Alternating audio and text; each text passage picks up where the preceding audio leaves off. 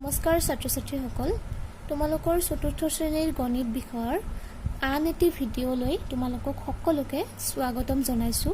আজি আমি অধ্যায় 2 সমতলিক আকৃতি অৰ্থাৎ বৃত্তৰ বিষয়ে আমি আজি আলোচনা কৰিম। পোনপ্ৰথমে তোমালোকৰ কিতাপখনত কেইটামান চিত্ৰ অংকন কৰি দেখুওৱা আছে। তোমালোকে সকলোৱে কিতাপখন উলিয়াই লোৱা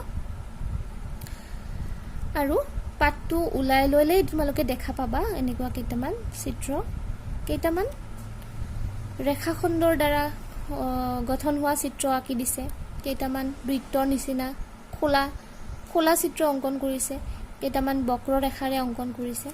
এইবোৰ খোলা অৰ্থাৎ এক টুকুৰা খোলা হ'লে, এইবোৰ লগ নহ'লে এইবোৰক কোৱা হয় খোলা চিত্ৰ। এইবোৰ বন্ধ চিত্ৰ, বন্ধ হৈ আছে চাৰিওফালে, এইটো খোলা চিত্ৰ, এইটো হৈছে বৃত্ত। তো এনেকুৱাকৈ কেইটামান ছবি অংকন কৰি আছে। আমি আজি বৃত্তৰ বিষয়ে ভালকৈ বুজি ল'ব চেষ্টা কৰোঁ।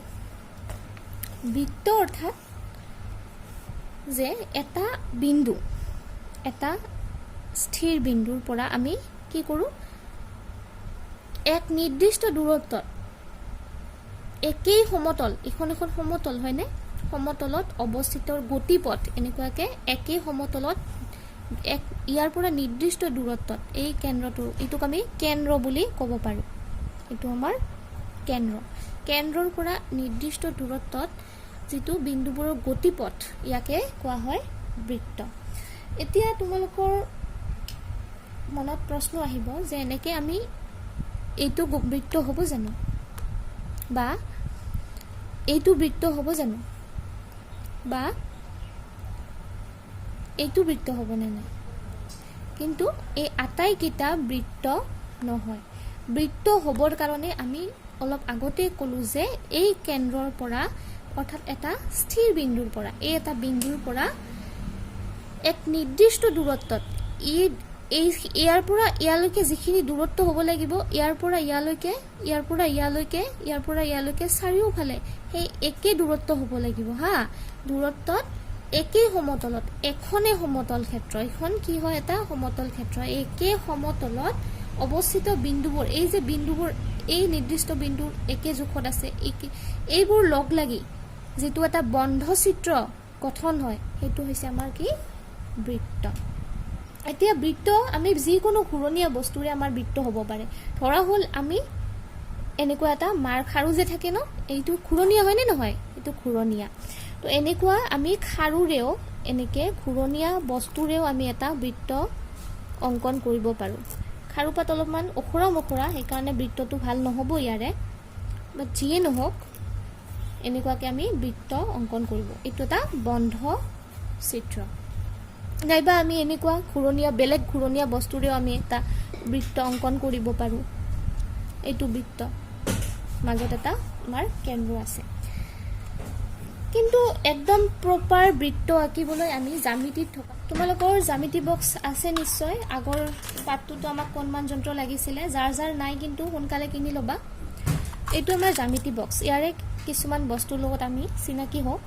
এইটো হ'ল কম্পাছ, এইটোক আমি এনেকুৱাকৈ, এইটোক পেঞ্চিল কম্পাছ বুলি কোৱা হয়। আমি এনেকৈ পেঞ্চিল ভৰাই পেলাই টান কৰি পেলাই আমি এইটো বৃত্ত অংকন কৰিবলৈ ব্যৱহাৰ কৰোঁ। এইবোৰ হৈছে ত্ৰিকোণী, এই দুটা হ'ল ত্ৰিকোণী। তিনিটা কোণ আছে নহয় ইয়াৰে, এটা দুটা তিনিটা, এইবোৰ হৈছে ত্ৰিকোণী বুলি কয়। এইটোতো জানাই কোণমান যন্ত্ৰ, আৰু এইটো হৈছে কাটা কম্পাছ। এইটো কাটা কম্পাছ আৰু এইটো হৈছে পেঞ্চিল কম্পাছ। কাটা কম্পাছ এনেকৈ চিন দিবৰ কাৰণেও ব্যৱহাৰ কৰা হয়। এইটো এইফালে দুটা কাটা আছে, ইয়াত কিন্তু পেঞ্চিল ফিটিং কৰিব নোৱাৰি। আচ্ছা, আমাক বৃত্ত আঁকিবৰ কাৰণে লাগে এইটো। আমি এটা ঘূৰণীয়া বস্তুৰে নহয়, আমি প্ৰপাৰকৈ এটা বৃত্ত আঁকো। বৃত্তটো আঁকিবৰ কাৰণে কম্পাছটো আমি এনেকৈ প্ৰথমে ঢিলা কৰিব লাগিব, তাৰপিছত আমি পেঞ্চিলটো সোমাই পেলাই আমি এনেকৈ টান কৰিব লাগিব, হ'ল। আৰু এইটো সমান জোখত হ'ব লাগিব, এই কাটাটো আৰু পেঞ্চিলৰ আগ অংশ সমান জোখত হ'ব লাগিব। এতিয়া তোমালোকে জানা, আমি এটা বিন্দু ল'লে মাজৰ মধ্যবিন্দুটোক আমি কেন্দ্ৰ বুলি কোৱা হয়। আমি সেইকাৰণে ইয়াতে এটা এনেকুৱাকে বহুৱাই ল'ব লাগিব যেন ইটোৱে আমাক বৃত্তটো আঁকিবলৈ সহায় কৰে চাৰিওফালে তো আমি এনেকে এটা বৃত্ত অঙ্কন কৰোঁ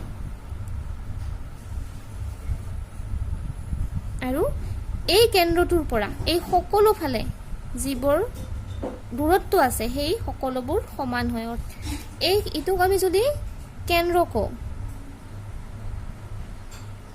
কেন্দ্ৰ আৰু এইটোক আমি ধৰা হ'ল আমি ক বুলি নাম দিছো এই কেন্দ্ৰটোৰ নাম হ'ল ক এতিয়া স্কেলৰ সহায়েৰে যদি আমি এই কৰ পৰা আমি এনেকে এডাল ৰেখা অঙ্কন কৰোঁ ৰেখাখণ্ড অঙ্কন কৰোঁ তেতিয়া হলে এইখিনি কোৱা হ'ব সেই বৃত্তটোৰ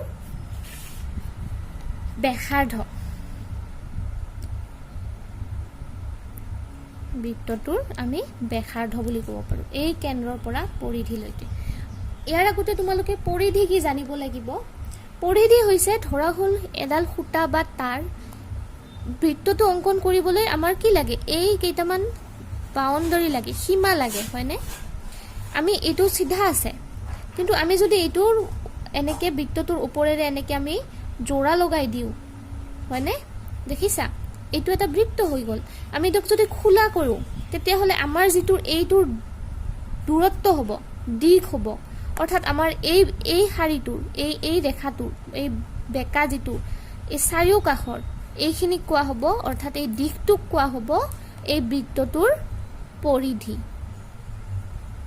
এই বৃত্তটোৰ হ'ব এটো কি পৰিধি বুজি পালা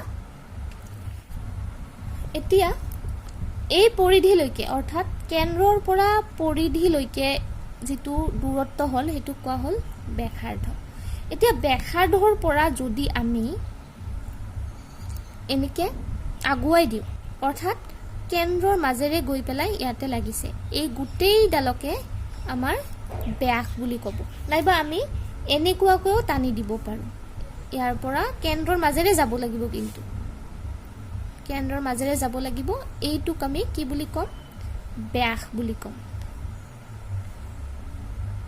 তো হৈছে ব্যাস অৰ্থাৎ তোমালোকে এটা কথা ইয়াৰে লক্ষ্য কৰিব লাগিব যে ব্যাস মানে হৈছে এই পৰিধি ইয়াৰ সীমাৰ পৰা এই কেন্দ্ৰলৈকে যিখিনি দূৰত্ব আছে সেইখিনি আমাৰ ব্যাসাৰ্ধ এইখিনিৰ পৰা এইখিনি যিমান দূৰত্ব আছে এইখিনিও আমাৰ ব্যাসাৰ্ধ অৰ্থাৎ দুটা ব্যাসাৰ্ধ লগ হৈছে দুটা ব্যাসাৰ্ধ এই এটা পাৰ্ট এই এটা পাৰ্ট এই দুটা পাৰ্ট লগ হৈ পেলাই আমাৰ কি গঠিত হৈছে ব্যাস গঠিত হৈছে আমি ব্যাসটোক এনেদৰে ক'ব পাৰো যে ব্যাস সমান সমান ব্যাসাৰ্ধ যোগ ব্যাসাৰ্ধ আমি এনেদৰে ক'ব পাৰো যে ব্যাস মানে হ'ল আমাৰ দুটা ব্যাসাৰ্ধ টু ব্যাসাৰ্ধ দুটা ব্যাসাৰ্ধ ব্যাসাৰ্ধ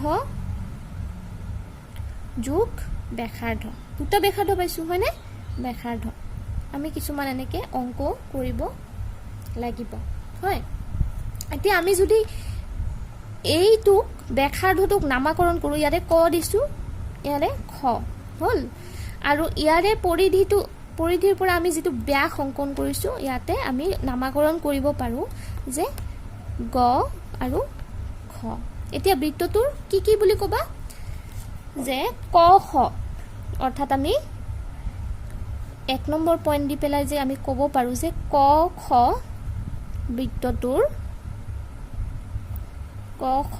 বৃত্তটোৰ কি হয় ব্যাসাৰ্ধ হয় বৃত্তটোৰ ব্যাসাৰ্ধ অৰ্থাৎ ক আৰু খ বৃত্তটোৰ ব্যাসাৰ্ধ দুই নম্বৰ পইণ্টটোক আমি ক'ব পাৰো কি হয় যে গ খ অৰ্থাৎ আমি খ নাইবা আমি যদি ইয়াতে এটা নামাকৰণ দিও এই গোটেইখিনিকে আমাৰ কি বুলি কোৱা হয় ব্যাস বুলি কোৱা হয় এই গোটেইখিনি আমি এনেকে নামাকৰণ দিছো এটা আমি এনেকো আঁকিব পাৰো কেৱল আমাৰ কেন্দ্ৰৰ মাজেৰে যাব লাগিব অৰ্থাৎ গ আৰু খ গ খ আমাৰ কি হয় বৃত্তটোৰ ব্যাস মনত থাকিলে এতিয়া ইয়াৰ উপৰিও ইয়াৰ পৰা ইয়ালৈকে আমি এডাল যদি এনেকে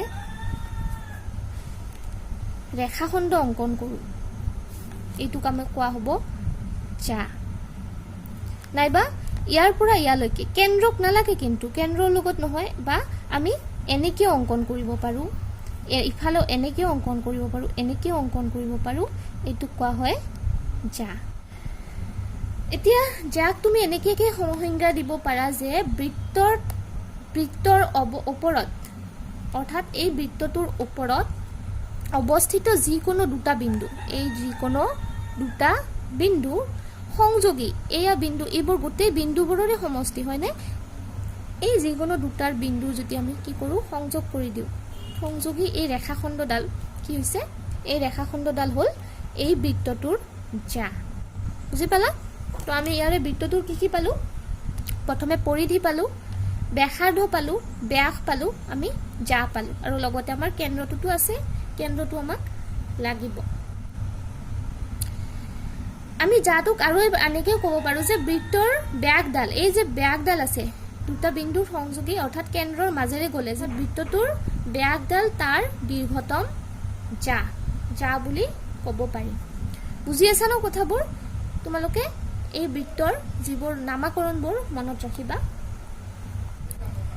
এতিয়া তোমালোকৰ পৰীক্ষাত এনেকুৱাকৈ প্ৰশ্ন আহিব পাৰে যে বৃত্ত এটাৰ ব্যাসাৰ্ধ দিয়া থাকিব। পৰীক্ষাত এনেকুৱাকৈ আহিব যে বৃত্ত এটাৰ ব্যাসাৰ্ধ দিয়া আছে, ব্যাস ওলোৱা, এনেকুৱাকৈ প্ৰশ্ন আহিব পাৰে। ধৰা যে বৃত্ত এটাৰ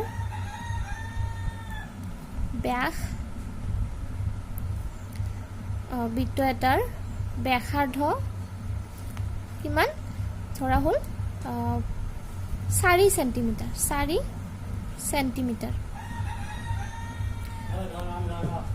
বৃত্ত এটাৰ ব্যাসাৰ্ধ 4 চেণ্টিমিটাৰ। এতিয়া বৃত্তটোৰ ব্যাস নিৰ্ণয় কৰা। এতিয়া বৃত্তটোৰ ব্যাস উলিওৱা, ব্যাস উলিওৱা। এনেকৈ ধৰি পেলাই প্ৰশ্ন আহিব পাৰে। এইটোক আমি জুখিব পাৰোঁ দেই, এইটোৰ কিন্তু 4 চেণ্টিমিটাৰ নহয়, আকৌ এইটোক আমাৰ এনেই ধৰি লোৱা হৈছে যে ব্যাসাৰ্ধ এইখিনি দিয়া আছে, আমি বৃত্তটোৰ ব্যাস উলিয়াব লাগে। এতিয়া আমি ব্যাসনো কেনেকৈ ওলাম? যে আমি জানো কি যে দুটা ব্যাসাৰ্ধ লগ হৈ পেলাই কি হয়, আমাৰ ব্যাস হয়। বুজি পালা? যে দুটা ব্যাসাৰ্ধ মানে কি, আমাৰ এটা ব্যাসাৰ্ধ দিয়া আছে আৰু এটা ব্যাসাৰ্ধ যোগ কৰিলে আমাৰ উত্তৰটো উলিয়াব পাৰোঁ। নাইবা আমি এনেকুৱা ক'ব পাৰোঁ যে দুগুণ হয়, যিহেতু আমি পাইছোঁ ন যে ব্যাসৰ দিশ ব্যাসাৰ্ধৰ দিশৰ দুগুণ হয়। অৰ্থাৎ যিহেতু আমি জানো যে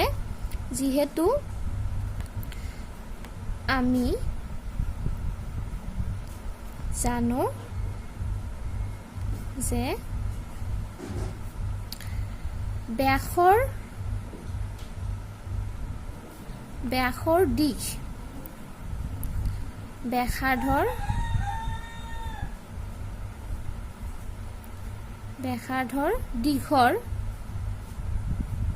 ব্যাসাৰ্ধৰ দিশৰ দুগুণ।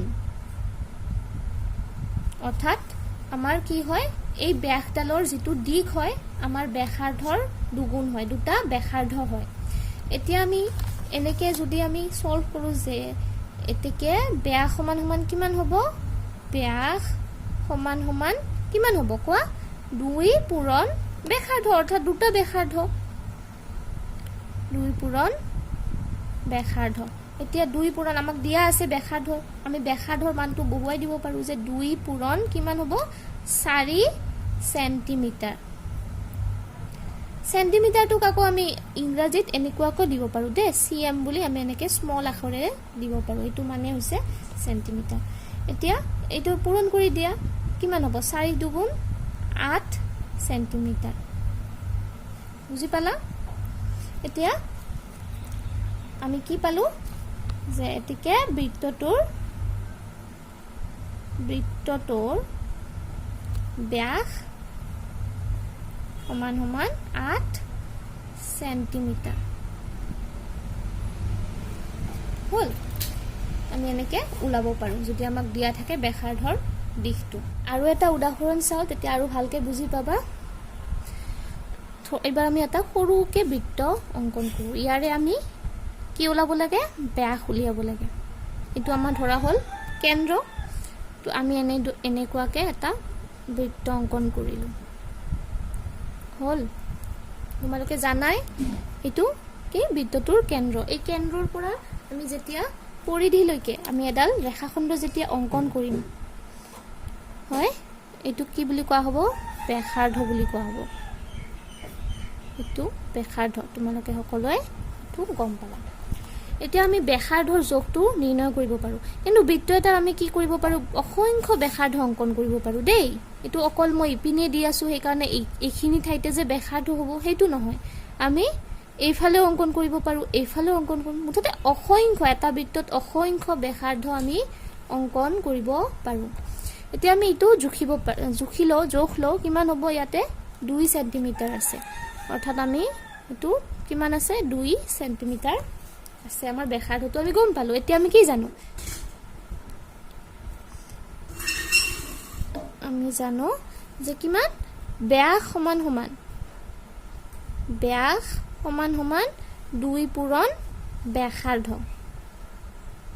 ব্যাস সমান 2 পূৰণ ব্যাসাৰ্ধ অৰ্থাৎ আমাৰ কি দুটা ব্যাসাৰ্ধ লগ হৈ পেলাই আমাৰ এডাল এনেকে ব্যাস গঠিত হয় এতিয়া আমাৰ ব্যাসাৰ্ধৰ মানটো দিয়া আছে মান পালো আমি জুখি পেলাই কিমান 2 সেন্টিমিটাৰ পাইছো অৰ্থাৎ 2 টো 2 এ আছে 2 পূৰণ ব্যাসাৰ্ধ আমাৰ 2 সেন্টিমিটাৰ আছে এতিয়া কিমান 2 দুগুণ 4 2 পূৰণ 2 4 সেন্টিমিটাৰ এতিয়া কি আমাৰ বৃত্তটোৰ এইটো বৃত্তটোৰ ব্যাস কিমান হ'ব এতিয়া বৃত্তটোৰ ব্যাস সমান 4 সেন্টিমিটাৰ আমি এটা আকৌ বৃত্ত অংকন কৰো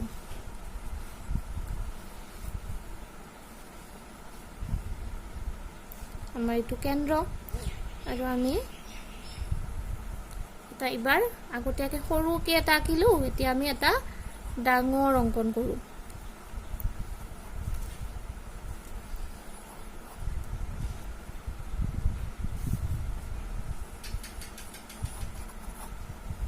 হয় হল এতিয়া আমি কি কৰিব লাগে ইয়াৰে জয়েন কৰি দিব লাগে নহয় নে কেন্দ্ৰৰ আমি এইটো কোনটো কেন্দ্ৰ পালো এইটো আমাৰ কেন্দ্ৰ এই কেন্দ্ৰৰ পৰা আমি ইয়াৰ পৰিধিলৈকে আমি এটা এনেকে জয়েন কৰি দিব পাৰো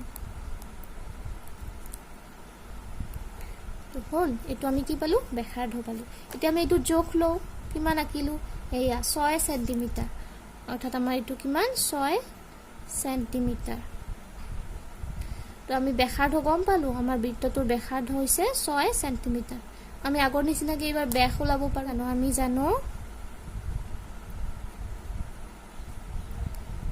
যে ব্যাস মানে কি 2 পূৰণ ব্যাসাৰ্ধ অৰ্থাৎ 2 পূৰণ এয়া দুটা ব্যাসাৰ্ধ হলে আমাৰ এটা ব্যাস হয় যে ব্যাস সমান 2 পূৰণ ব্যাসাৰ্ধ 2 পূৰণ ব্যাসাৰ্ধ এতেকে আমি 2 টো 2 এ পালো 2 পূৰণ ব্যাসাৰ্ধ মানে কিমান পাইছো আমি 6 সেন্টিমিটাৰ পাইছো হল বা 6 এৰ লগত 2 পূৰণ কৰিলে কিমান হ'ব 12 এতিয়া আমি 12 সেন্টিমিটাৰ পাই গলো দেখিছা আমি ব্যাসাৰ্ধ দিয়া আছে আমি ব্যাসটো পাই গলো এতেকে বৃত্তটোৰ ব্যাস অনুমান 12 সেন্টিমিটাৰ হল ক্লিয়াৰ হৈছে এতিয়া আমি অলপ অনুশীলনী লৈকে যাও অনুশীলনী চাও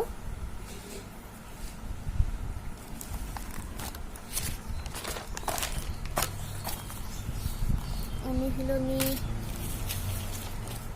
1 নম্বৰটো কি দিছে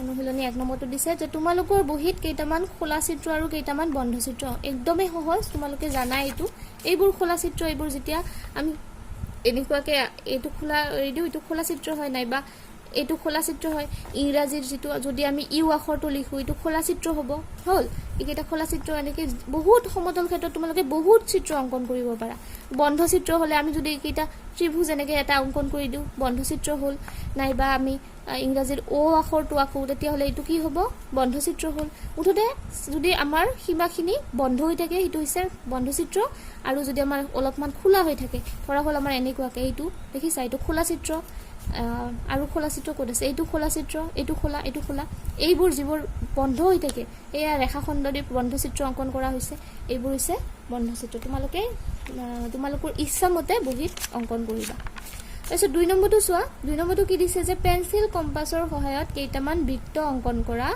আৰু বৃত্তটোৰ ব্যাস আৰু ব্যাসাৰ্ধ আঁকি সেইবিলাকৰ দিশ উলিওৱা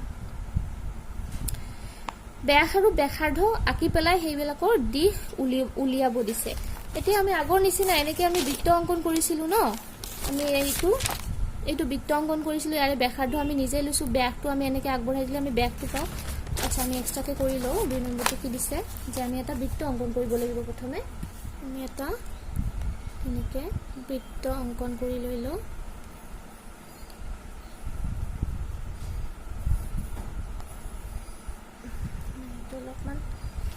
অলপমান বেয়া হৈ গ'ল ন আচ্ছা এইটো বৃত্ত হলে আমাৰ কেন্দ্ৰটো পালো এইটো হৈছে আমাৰ বৃত্তটোৰ কেন্দ্ৰ হল আমাক প্ৰশ্নটোত কি দিছে হেহতৰ বৃত্ত অংকন কৰা আৰু বৃত্তটোৰ ব্যাস আৰু ব্যাসাৰ্ধ অংকন কৰিব দিছে এতিয়া ব্যাস মানে কি হল এইটো এনেকুৱাকে আমি এটা যদি আকো এইটো মানে অৰ্ধ আকো কেন্দ্ৰৰ পৰা সেইটো হৈছে আমাৰ কি ব্যাসাৰ্ধ আমি যদি কেন্দ্ৰৰ মাজেৰে কমপ্লিট কেন্দ্ৰৰ মাজেৰে পৰিধি দুটা জয়েন কৰি পেলাই আমি এনেকৈ আকৌ এইটো কি হ'ব এতিয়া এইটো ব্যাস হ'ব আৰু তোমালোকে এইটো জানাই পৰিধি হয়নে পৰিধি অৰ্থাৎ কি হয় যে সম্পূৰ্ণ ঘূৰণীয়াকৈ অঁকা বন্ধ আকৃতিৰ যিটো ৰেখাডালৰ যিটো দিশ হয় সেইটো হৈছে পৰিধি এতিয়া আমি বৃত্তটো অংকন কৰিব দিছে আমাক ব্যাস আৰু ব্যাসাৰ্ধ লিখিব দিছে এতিয়া আমি সেইবোৰৰ দিশ উলিয়াব লাগে এতিয়া আমি ব্যাসডালৰ দিশ লওঁ কিমাননো হৈছে চাও দেখা পাই আছা নে আচ্ছা এইটো কিমান হৈছে চাও এয়া 8 সেন্টিমিটাৰ হৈছে অৰ্থাৎ ইয়াৰে 8 সেন্টিমিটাৰ হৈছে ব্যাসডালৰ তোমালোকে নিজে গম পাবা এতিয়া ব্যাসাৰ্ধ কিমান হ'ব যদি ব্যাস 8 হয় তাৰে আধা হ'ব 2 ৰে হৰণ কৰিলে পাও যে আমি কিমান হয় 8 ৰ আধা কিমান 4 অৰ্থাৎ আমাৰ এইটো 4 সেন্টিমিটাৰ হ'ব আমি তথাপিও জুখি চাও 4 হনে নহয় চাও এয়া 4 অৰ্থাৎ আমাৰ এইটো ব্যাসাৰ্ধ কিমান হ'ব 4 সেন্টিমিটাৰ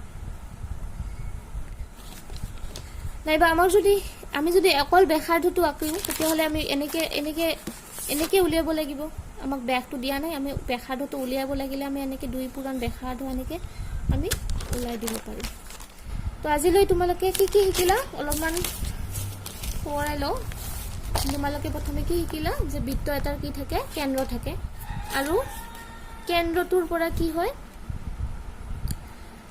প্ৰতিডাল ৰেখাখণ্ড কেন্দ্ৰৰ পৰা ৰেখাখণ্ডক কি বোলে ব্যাসাৰ্ধ বুলি কোৱা হয় এই কেন্দ্ৰটোৰ পৰা প্ৰতিডাল ৰেখাখণ্ডৰ পৰিধিলৈকে এটো হৈছে ব্যাসাৰ্ধ তাৰপিছত ব্যাস হৈছে এই গোটেই ৰেখাখণ্ডডালক অৰ্থাৎ ইয়াৰ পৰা ইয়ালৈকে দুটা বিন্দুৰ কেন্দ্ৰৰ মাজেৰে গলে নাইবা এইডাৰ পৰা এইডালক কি হ'ব ৰেখাখণ্ডডালক গোটেই বৃত্তটোৰ কি বোলে ব্যাস বুলি কোৱা হয় তাৰ পিছত তোমালোকে কি পালা যে ব্যাসৰ দিশ ব্যাসাৰ্ধৰ দিশৰ দুগুণ হয় অৰ্থাৎ এই ব্যাসৰ দিশটো অৰ্থাৎ এইডাল ব্যাস হয় নহয় ইয়াৰে কি হয় দুগুণ হয় ব্যাসাৰ্ধ দুটা ব্যাসাৰ্ধ লগ হৈ পেলাই আমাৰ এডাল ব্যাস গঠন হয় বুজি পালা তাৰ পিছত আৰু কি পালা পৰিধিক আমি কি ক'ব পাৰো যে সম্পূৰ্ণ ঘূৰণীয়াকৈ অঁকা বন্ধ আকৃতিৰ যিটো চিত্ৰ পাও হেতুৰ দিশ কি হল ইয়াৰে পৰিধি হয় অৰ্থাৎ আমাৰ এইখিনি দিশটো আমাৰ এটো ইয়াৰে পৰিধি তাৰপিছত তোমালোকে কি পাইছা আৰু